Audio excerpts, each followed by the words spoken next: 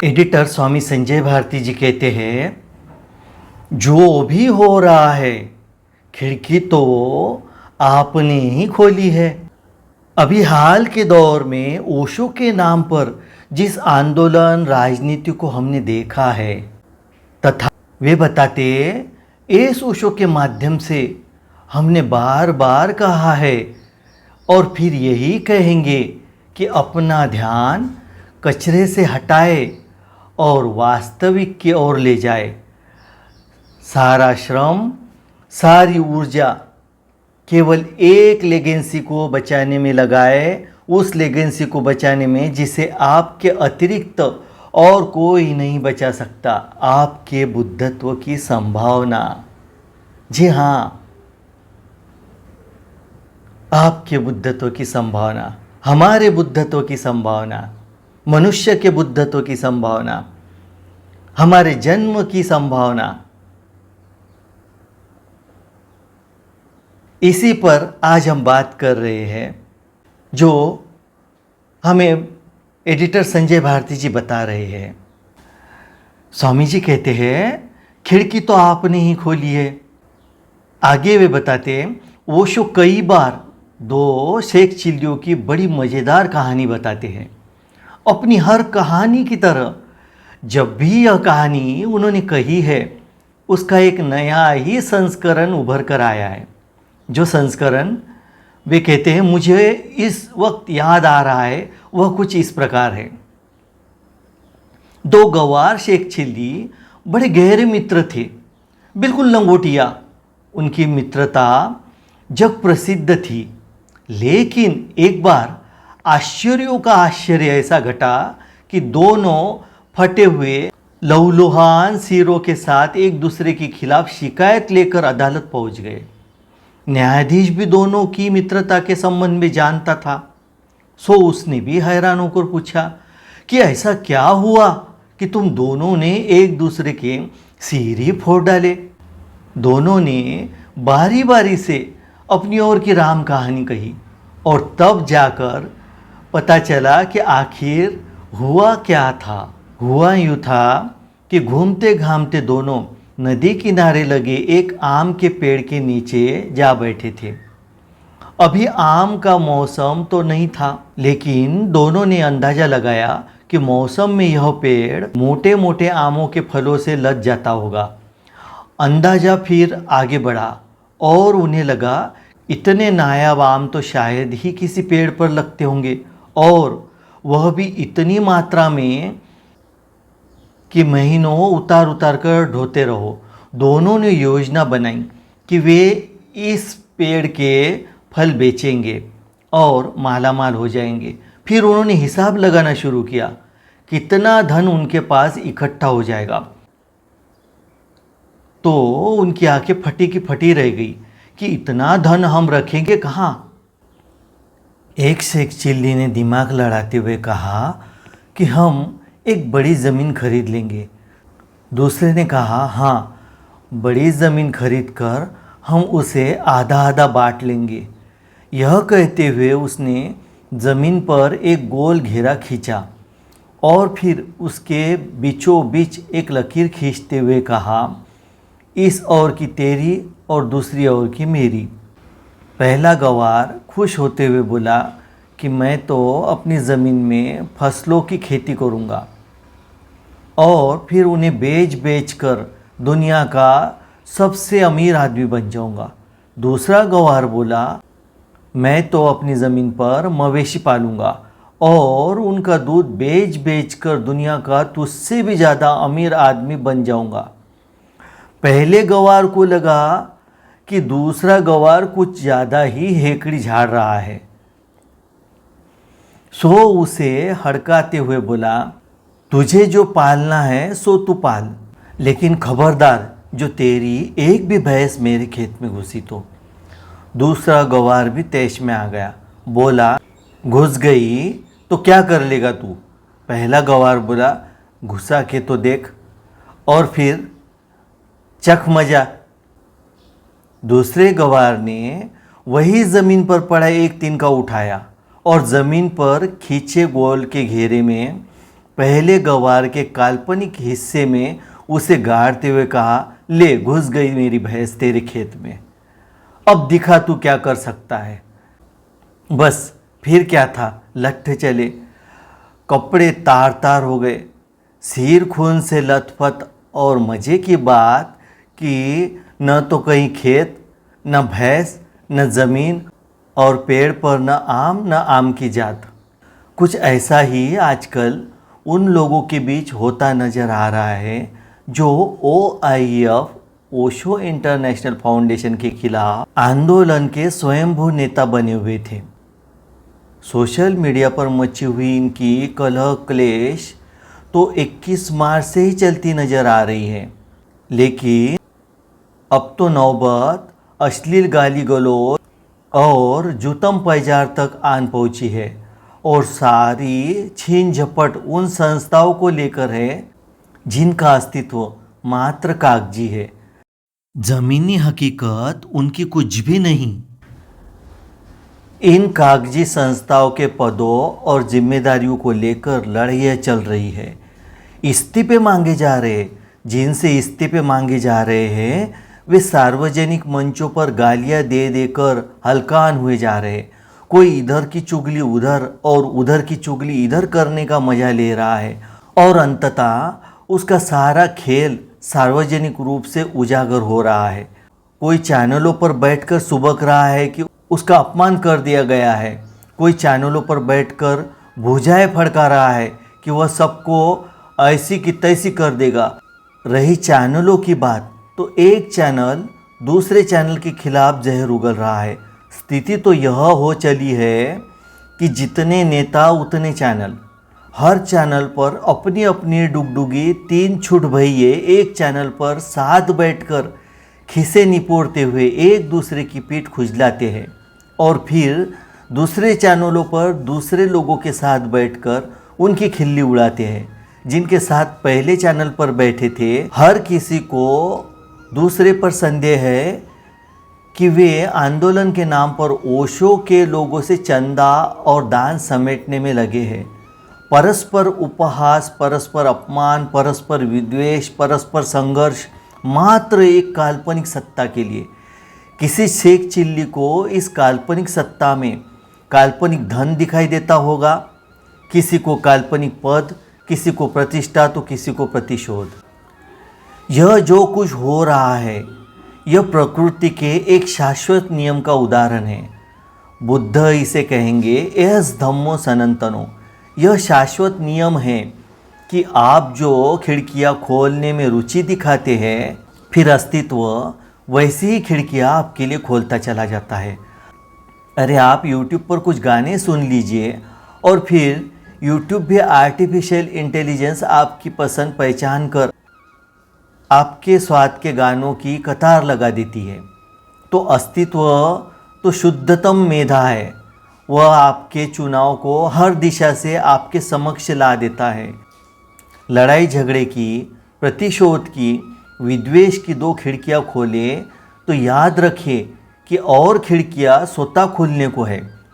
गालियों की एक खिड़की खोल ले और उससे गालियां केवल बाहर नहीं जाती, भीतर भी आती है। संघर्ष तो इस अस्तित्व की सुंदरतम प्रक्रियाओं में से है। संघर्ष अर्थात घर्षण, और घर्षण हर नए जन्म, हर नए विकास की पृष्ठभूमि है। लेकिन संघर्ष लड़ाई झगड़े या गाली गलौज का पर्याय नहीं है। संघर्ष को यदि हमें लड़ाई झगड़े के तल पर लाना हो तो उसे छिछोरा बनना पड़ता है, उसमें छिछोरों और छछुंदरों को शामिल करना पड़ता है, और एक बार उनका प्रवेश हुआ नहीं कि बस वे ही रह जाते हैं। OIF को लेकर प्रारंभिक जो मतभेद शुरू हुए वे वैचारिक थे। किन्हीं को लगता था कि ओशो अपने कार्यों को ऐसा चाहते हैं, और किन्हीं को लगता था कि ऐसा नहीं वैसा चाहते हैं। इन 2 कन्विक्शन के बीच संघर्ष कुछ जादू ही कर सकता था यदि वह झगड़ा न बना होता और छछिंदरों को उसमें जगह न मिली होती। OIF पर जितने भी आरोप लगाए जाते हैं उन सभी बिंदुओं पर OIF के समर्थन में ओशो के वक्तव्य मिल जाएंगे। उसे शुद्ध निरालंब जैन की धरती पर खड़ा करते हुए। और फिर ओशो के इन्हीं वक्तव्यों के ठीक विपरीत भी ओशो के वक्तव्य मिल जाएंगे, जिनके प्रकाश में ओशो के कार्यों को बिल्कुल अलग ढंग से देखा जा सकता है। ओशो के कार्य में हर मतभेद स्वयं ओशो से उपजता है, क्योंकि वे संघर्ष के जादू का उपयोग करने के लिए उसे चेतन रूप से रचते हैं। एक पुरानी सन्यासीन को ओशो ने माउंट आबू में कहा कि दोपहर को जब लोग निजी रूप से आकर उनसे मिलते हैं तो वह उनके साथ उनके कमरे में बैठे। उस दोपहर पहले ईश्वर भाई आए और किसी कार्य के बारे में उन्होंने ओशो से बात की। ओशो उनकी योजना से सहमत हो गए। फिर उनके बाद माँ योग लक्ष्मी आई और उसी कार्य के बारे में ओशो से बात करने लगी। लक्ष्मी के साथ ओशो ऐसी योजना से सहमत हो गए जो ईश्वर भाई की योजना से बिल्कुल विपरीत थी। जब इन सन्यासीन ने बाहर जाकर देखा तो लक्ष्मी और ईश्वर भाई आपस में गर्मा गर्म बहस कर रहे थे कि ओशो इस कार्य को ऐसे नहीं ऐसे करवाना चाहते हैं। बाद में इन सन्यासीन ने जब ओशो से पूछा कि आपने ऐसा क्यों किया, तो वे हंसते हुए बोले, यह मेरा अपने कार्य को विकास देने का तरीका है। लक्ष्मी और ईश्वर भाई के संघर्ष का अर्थ था उस कार्य विशेष के लिए दुगुनी संभावनाओं का खुल जाना, और ऐसा हुआ भी। लेकिन यही संघर्ष यदि झगड़े में बदल जाता तो तोहमतें लगती, लोग गुटों में बंटते, वातावरण विषाक्त होता। अभी हाल के दौर में ओशो के नाम पर जिस आंदोलन राजनीति को हमने देखा है उसमें वह वैचारिक संघर्ष नहीं है जिसे अपने कार्य को नित नए आयाम देने के लिए ओशो स्वयं रचते हैं। इस राजनीति में तो ओशो की आधारभूत अवधारणाओं की भी समझ नहीं है। यह नीरा फसाद है, छछूंदरों द्वारा छिछोरा कर दिया गया फसाद। वैचारिक संघर्ष में एक नए अलग मार्ग की प्रस्तावना होती है और उस नए मार्ग को तोड़ने के लिए छनियाँ चलती है। यह बहुजन के लिए हितकर होता है क्योंकि नए मार्गों के साथ खुलते हैं नए आयाम और बहुगुणित संभावनाएं। फसाद केवल उपलब्ध मार्ग पर आधिपत्य जमाने और उसके संसाधनों को बंदरबाट के लिए होता है, जिसमें हाथ किसी के कुछ लगता नहीं और मुंह काले हो जाते हैं। अपनी आंतरिक प्रतिबद्धता के साथ खड़ा हुआ व्यक्ति वह नया मार्ग तोड़ने के लिए अपने आप में अकेला पर्याप्त होता है। उसकी प्रतिबद्धता और उसकी निष्ठा उसके साथ कई मित्रों को ला खड़ा करती है और देखते देखते वह एक नए राजमार्ग का सबब बन जाता है। और ओशो के साथ तो दर्जनों राजमार्गों की संभावनाएं खुलती है। उनके लिए ओशो ने पर्याप्त आयोजन अपने वचनों में रच छोड़ा है। लेकिन ओशो के चरण चिन्हों से बने और उनकी देह के पीछे छूट गए महामार्ग को ही यहाँ बात उनके पूना के संस्थान OIF की हो रही है। उनकी संपूर्ण सत्ता मान लिया जाए और सभी उस पर आधिपत्य चाहे और उसे अपने अनुरूप संचालित करना चाहे तो बस फसाद होगा, झगड़ा होगा, और वही होते हुए हमने देखा है। फसाद और झगड़े के लिए फिर गुट बनाने पड़ते हैं, संख्या बल इकट्ठा करना पड़ता है। संख्या बल बढ़ाते बढ़ाते फिर पता नहीं कब छिछोरे, छछूंदर, बिच्छू आन जुटते हैं, जिनके जीवन का पूरा रस ही उत्पात, हुड़दंग और विध्वंस में है।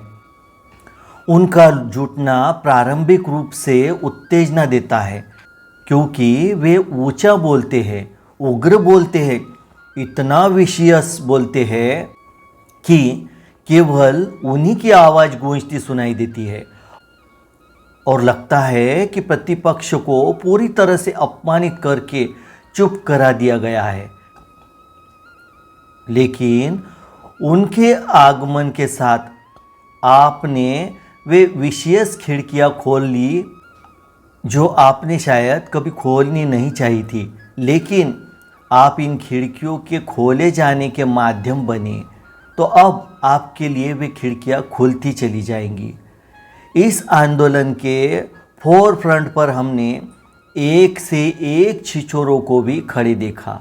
ऐसे लोग जिन्हें आश्रम से चोरियां करने के आरोप में बैन किया गया, ऐसे लोग जिन्हें विदेशी नागरिकों के साथ आर्थिक धोखाधड़ियां करने के आरोप में बैन किया गया, ऐसे लोग जो आश्रम में केवल इसलिए थे कि किसी विदेशी नागरिक के साथ लटक कर विदेश पहुंच जाए और वहां पहुंचकर अब सोशल सिक्योरिटी पर निर्भर नकारा जीवन जी रहे हैं। ऐसे लोग जिन्होंने मिनी गुरु बनकर अध्यात्मों को फुहड़ व्यवसाय बना दिया है। ऐसे लोग जिन्होंने आश्रमों के नाम पर दान चंदा मांगकर निजी संपत्तियां बना ली। ऐसे लोग जो नकली बाबाओं और बाबियों के चरणों में खुलेआम लौटते हैं और ओशो को भी उन्हीं का श्रेणी का बताते हैं। ये सब एक बंदर बाट के लिए इकट्ठा हुए थे। लड़ना उनका स्वभाव है, न सही कोई असली संस्था। लड़ने के लिए कागजी संस्था भी चलेगी और लगेगी आग तो आएंगे कई घर जद में। अभी तो बस शुरुआत है। अंततः एडिटर स्वामी संजय भारती जी कहते हैं, इस ओशो के माध्यम से हमने बार बार कहा है और फिर यही कहेंगे कि अपना ध्यान कचरे से हटाएं और वास्तविक की ओर ले जाए। सारा श्रम, सारी ऊर्जा केवल एक लेगेंसी को बचाने में लगाए, उस लेगेंसी को बचाने में जिसे आपके अतिरिक्त तो और कोई नहीं बचा सकता, आपके बुद्धत्व की संभावना। इस संभावना को साकार करने की आपकी यात्रा यदि आपके माध्यम से कोई नया राजमार्ग तोड़ने का सबब बनती है जिस पर औरों के चलने की सुविधा बन सके, तो उसके लिए आप अकेले अपनी प्रतिबद्धता के साथ पर्याप्त होंगे। आप एक खिड़की खोलेंगे, अस्तित्व 1000 खिड़की खोल देगा। जो भी हो रहा है, खिड़की तो आपने ही खोली है।